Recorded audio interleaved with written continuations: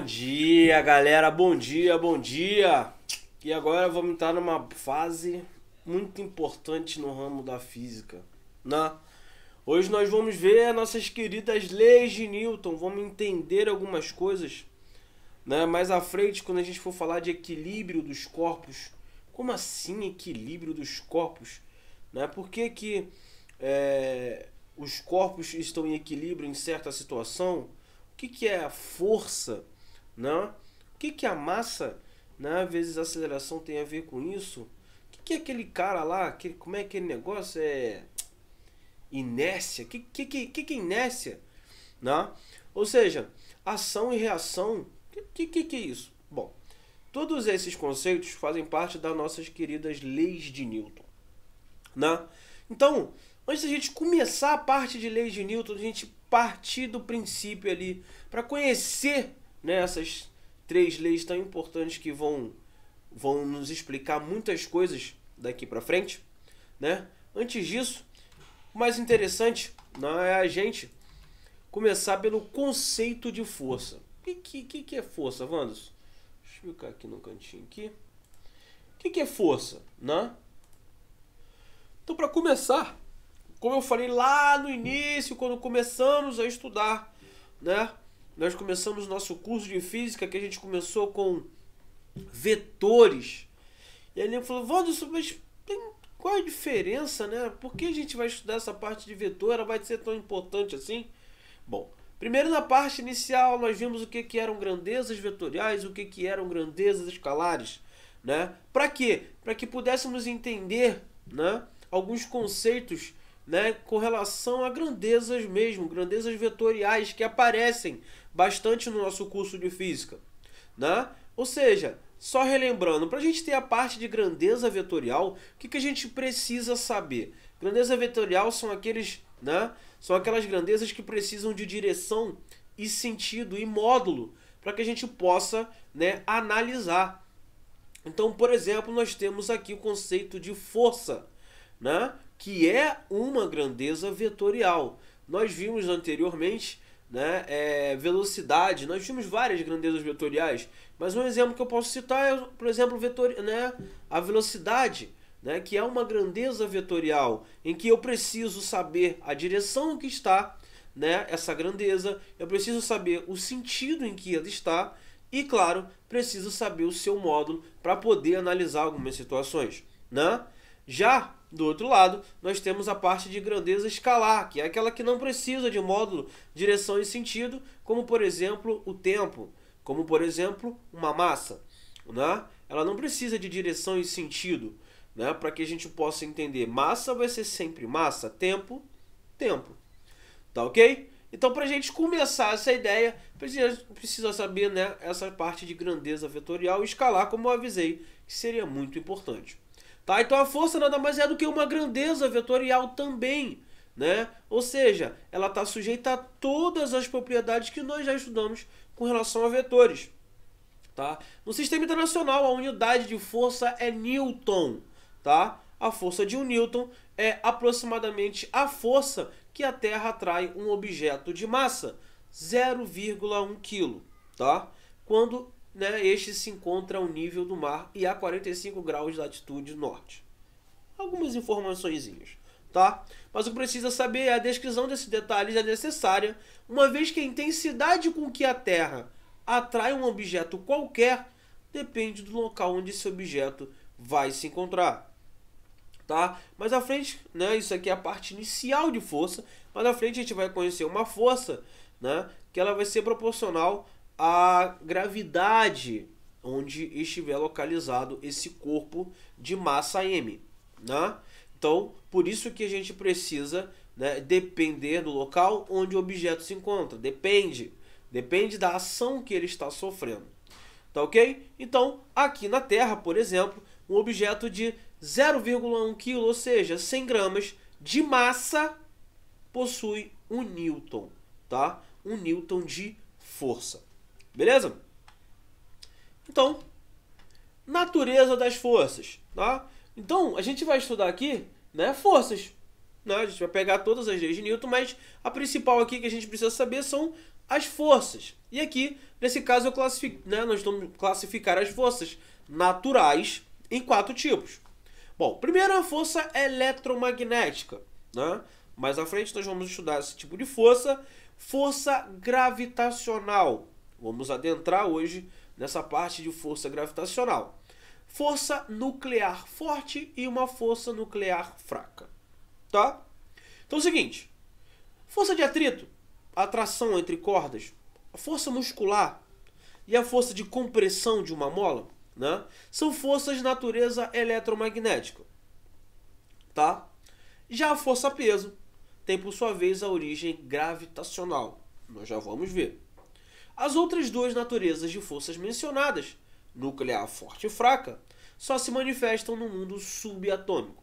Tá? Então a gente precisa saber força eletromagnética gravitacional, nuclear forte e nuclear fraca. Então hoje a gente classifica esse tipo, né, esses 4 tipos de forças naturais.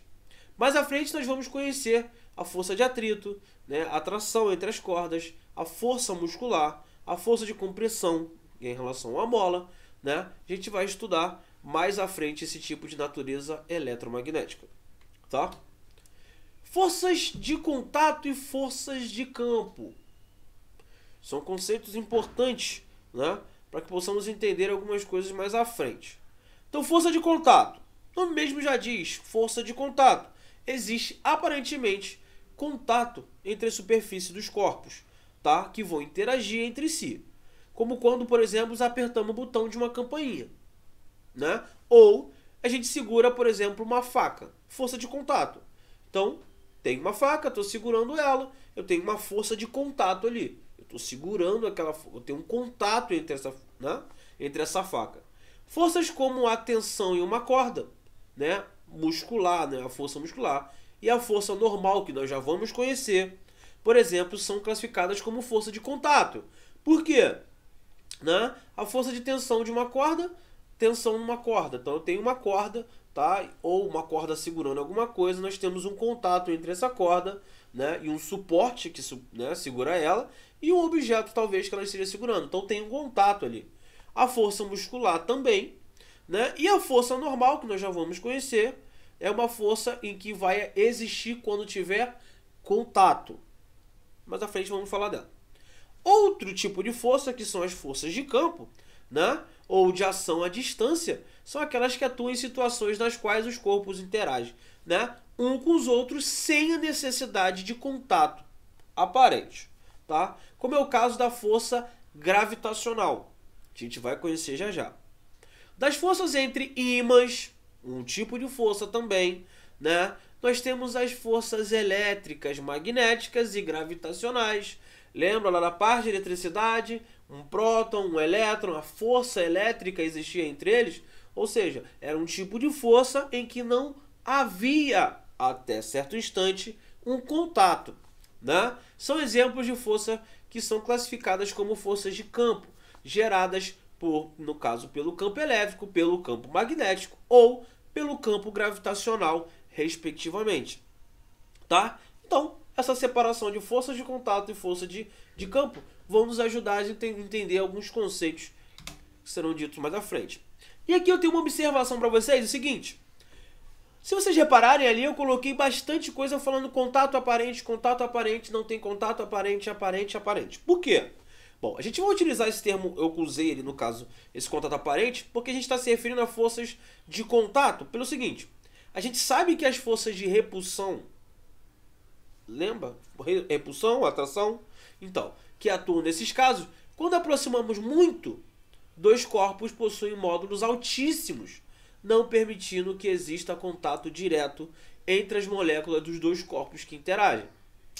Então, quando a gente fala aquele contato aparente, a gente está se referindo, por exemplo, à força de repulsão, né? Que a gente viu quanto mais próximo, né, um próton do elétron, né, próton e próton, por exemplo, como um exemplo de força de repulsão, quanto mais próximo eles estão, ou seja, maior é essa força, maior é a intensidade. Ou seja, nós já vimos lá pela fórmula, quanto menor a distância entre esses caras, maior vai ser a força de interação entre eles.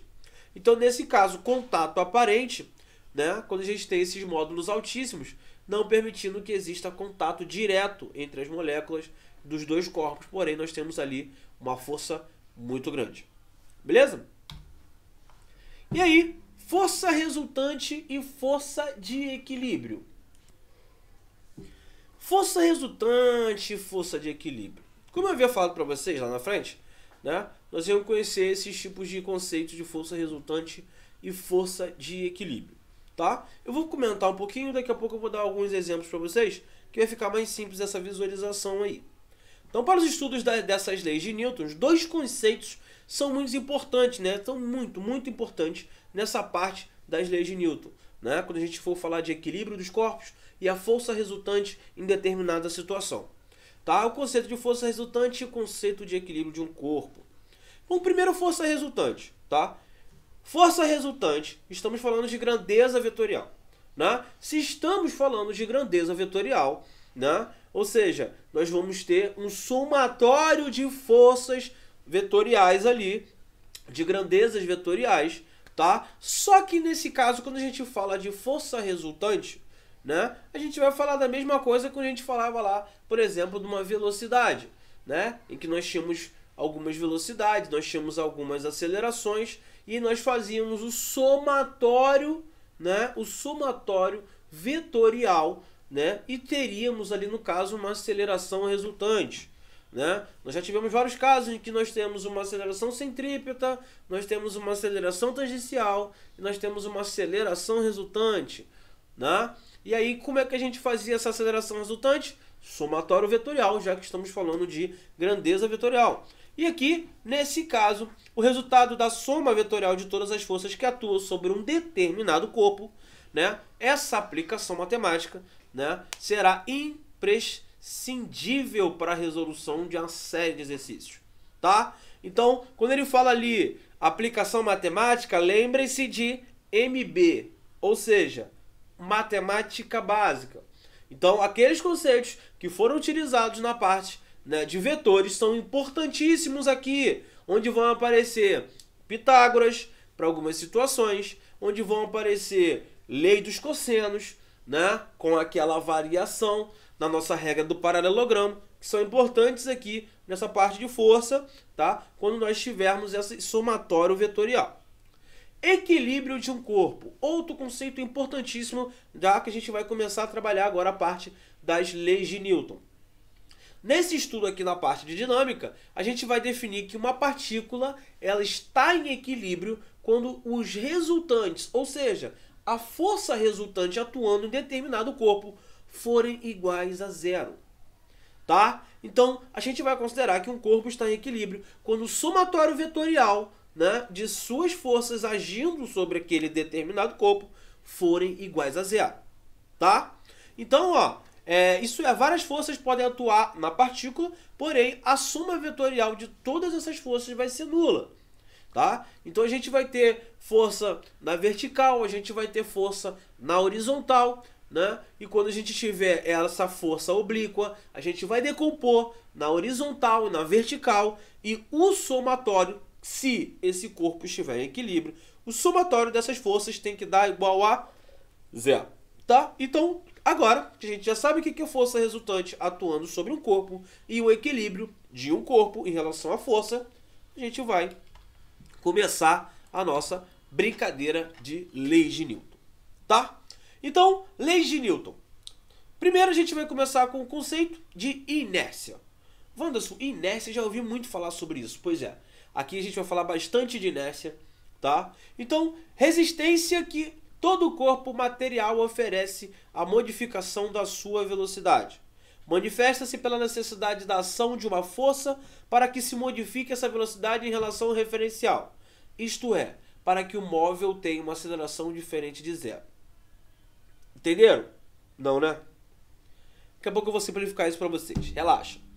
Força. Grandeza física que se manifesta pela modificação que provoca na velocidade de um corpo ou causa de formação.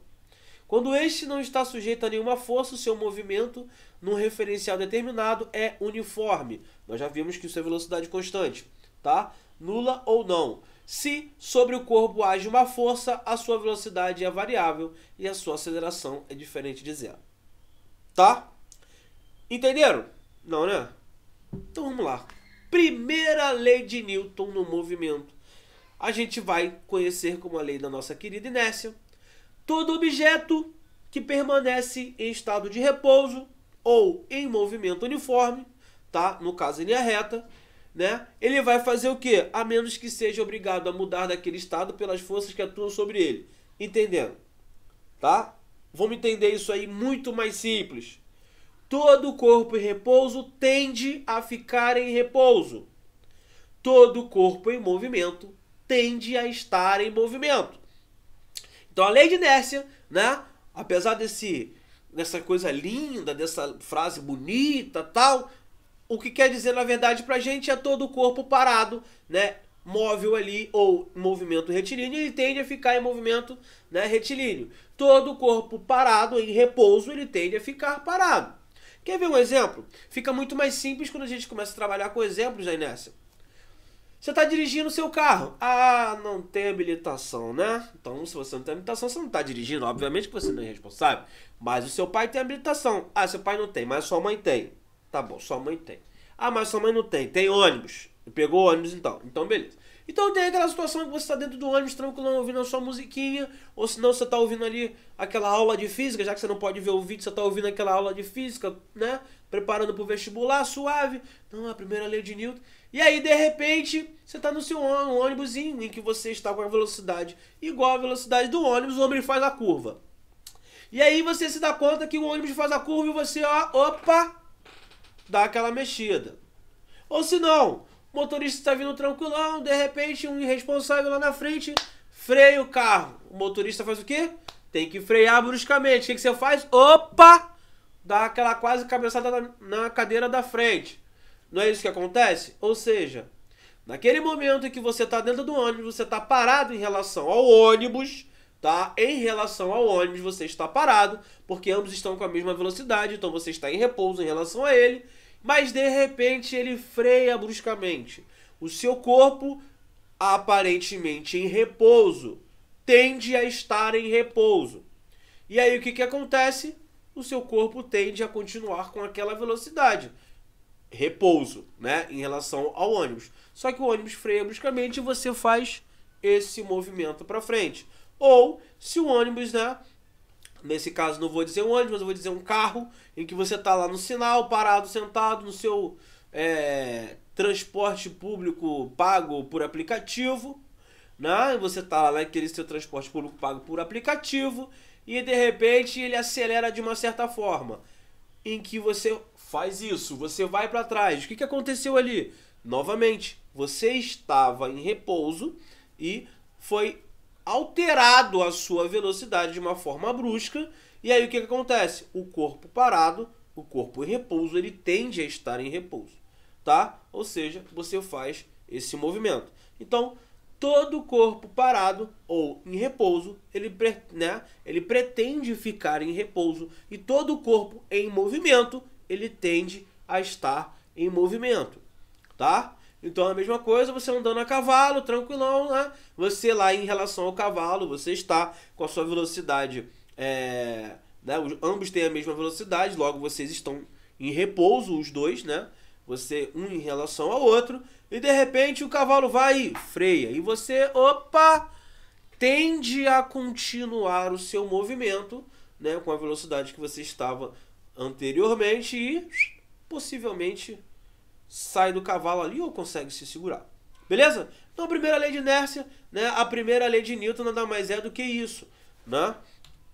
E aí é o seguinte, ó, ali tem um exemplo. Quando estamos no interior de um ônibus e o motorista é obrigado a frear bruscamente. Já dei esse exemplo, tá? E aí, normalmente essa força aplicada pelo banco da frente ou pelo corpo de outra pessoa que estava à sua frente. Bonitão. E aí, ó, Galileu denominou de inércia a propriedade de os corpos tenderem a permanecer em seu estado de movimento. Então, se eu estou em repouso, pretendo ficar em repouso. Se eu estou em movimento, eu pretendo continuar em movimento. Devido a esse fato, a primeira lei de Newton também é conhecida como lei da inércia de Galileu, tá? Então, a primeira lei de Newton, como eu já falei, é a lei da inércia, né? A primeira lei de Newton, porém também é conhecida como a primeira lei, né? Ou lei da inércia de Galileu, tá? Beleza? Exemplo 2, direção do movimento do passageiro, em que a gente tem um carro, a gente vai encontrar uma curva. E aí você vai continuar essa curva, olha o movimento aqui, né? Olha o movimento que tá, olha aqui, ó, meu passageiro tá aqui, meu passageiro tá aqui, e à medida que eu faço, o meu passageiro tende a continuar aquele movimento. Então o meu carro faz a curva e olha onde é que você vem parar, tá? Você se sente jogado para fora, tá? Nesse exemplo, o carro não é um referencial inicial, pois nosso corpo em relação ao carro não permaneceu em repouso, mesmo estando sujeito à força resultante nula, tá? Beleza? Tranquilos? E aí, a gente vai agora para a segunda lei. Nesse caso, nós temos aqui que toda a força resultante que atua sobre um corpo corresponde a, no caso, uma aceleração de mesma direção, mesmo sentido e de módulo proporcional à força, tá? Então a segunda lei de Newton nada mais é, né, de acordo com os experimentos de Newton, a gente tem que a força resultante é igual a massa vezes a aceleração em que esse corpo está sendo condicionado, segundo a lei de Newton para o movimento. Então a força resultante é igual a massa vezes a aceleração, sendo que essa força resultante nós já vimos que é o somatório vetorial de todas as forças que agem ali sobre o corpo. Beleza? E agora, nossas consequências da segunda lei, né? Por exemplo, no caso A, eu tenho 3 corpos, né? O mesmo corpo ali, 1, 2 e 3. E o que acontece? O módulo da aceleração adquirida por um corpo é diretamente proporcional ao módulo da força resultante. Isso significa que o gráfico da aceleração em função da força resultante sobre uma dada massa é uma reta que passa pela origem conforme mostra a figura. O que ele quer dizer com aquilo ali? Eu tenho um corpo com a mesma massa, né? E à medida em que eu aumento a minha aceleração, eu aumentarei a minha força resultante, tá? Isso mantendo a mesma massa. Por isso que o módulo da aceleração para um corpo é diretamente proporcional à força resultante. Porque à medida que eu aumento a minha aceleração, eu aumento, no caso, aumentarei a minha força resultante, tá? Letra B. O módulo da aceleração adquirida por um corpo é inversamente proporcional à sua massa, tá?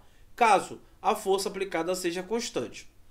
Isso significa que, para uma dada força, o gráfico da aceleração em função da massa é uma hipérbole, conforme mostra a figura. O que ele quer dizer com isso? Para uma determinada força, né? Para uma determinada força, à medida que eu aumento a minha aceleração, eu tenho que diminuir a minha massa, mantendo a mesma força. Então, se eu diminuo a minha massa, né, eu tenho que, no caso, aumentaria a minha aceleração. E no caso, se eu diminuo a minha aceleração, eu aumento a minha massa. Ou seja, à medida que um diminui, o outro aumenta. Logo, eles são inversamente proporcionais.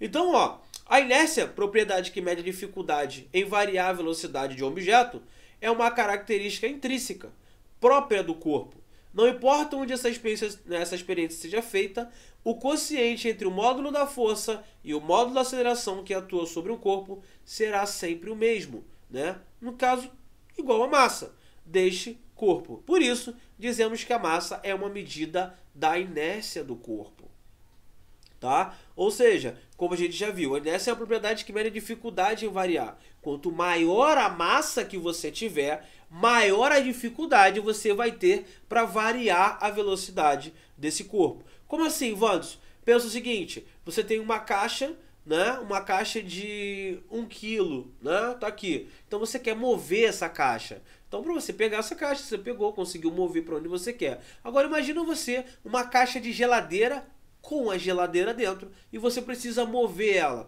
Qual é aquela que você vai ter mais dificuldade de mover? A de geladeira ou a pequena?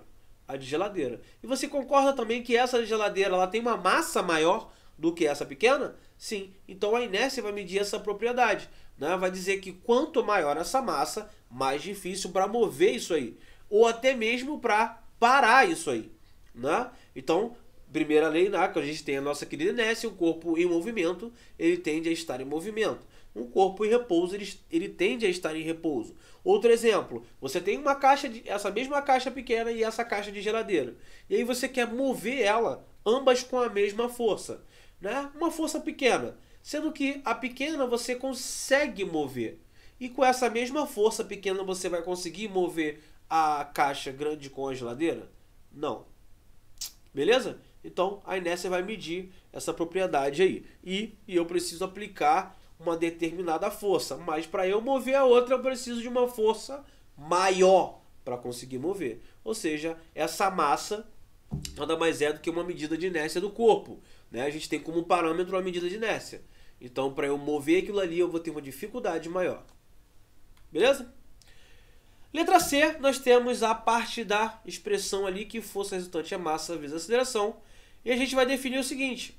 Uma força resultante de 1 newton é a força que, quando aplicada sobre um corpo de 1 kg, tá? Massa no sistema internacional, quilo, tá? Faz com que este adquira uma aceleração de 1 metro por segundo ao quadrado. Assim, temos o newton igual a 1 kg vezes metro por segundo ao quadrado, tá? Então, o newton é igual a 1 kg vezes 1 metro por segundo ao quadrado, tá? Força é igual a massa vezes a aceleração, tá? Observe também que a equação da segunda lei de Newton é uma equação o quê? Vetorial, pois a força e a aceleração são grandezas de naturezas vetoriais, né? Como a massa é uma grandeza escalar, sempre positiva, concluímos que a aceleração possui sempre a mesma direção e o mesmo sentido da força resultante, tá? Ou seja, a aceleração possui sempre a mesma direção e o mesmo sentido da força resultante. Então, primeiro eu vou fazer o somatório vetorial das forças e a força resultante, e aí eu vou definir que a direção e o sentido da aceleração é o mesmo da força resultante. Tá ok? Observação. Tome bastante cuidado com isso, muito cuidado. Pois muitos estudantes desatentos, não é o nosso caso, óbvio, nós não somos desatentos, né? Tendem a pensar que a força resultante determina o sentido da velocidade de um corpo em movimento. Um exemplo. Quando lançamos uma pedra verticalmente para cima, o vetor velocidade inicialmente possui sentido para onde? Para cima. Lembra quando a gente viu o lançamento? Lembra? A gente tinha lá nosso lançamento vertical. Então, quando a gente lançava, a gente tinha o nosso V0. Só que esse vetor velocidade ele vai variando, possui sentido para cima. Porém, a força resultante aponta para baixo. E, consequentemente, a aceleração também será voltada para baixo. Então, a gente tem nessa parte o vetor velocidade, né, diminuindo, lembrem disso, o vetor velocidade vai diminuindo com direção, né, em sentido lá para cima, direção vertical, sentido para cima, bonitinho. E aí, só que o que acontece? Esse vetor velocidade ele não vai diminuindo? Vai, claro que vai. Se ele vai diminuindo, quer dizer que tem algo contra ele, não tem? A gente já não viu que era a gravidade lá? Que estava puxando para baixo? Por isso que o módulo da velocidade diminuía? E aí a gente tem uma força para baixo que a gente já vai conhecer, né? Que aponta o tempo todo para baixo. E a aceleração, nós vimos também que apontava para baixo. Quem é essa aceleração?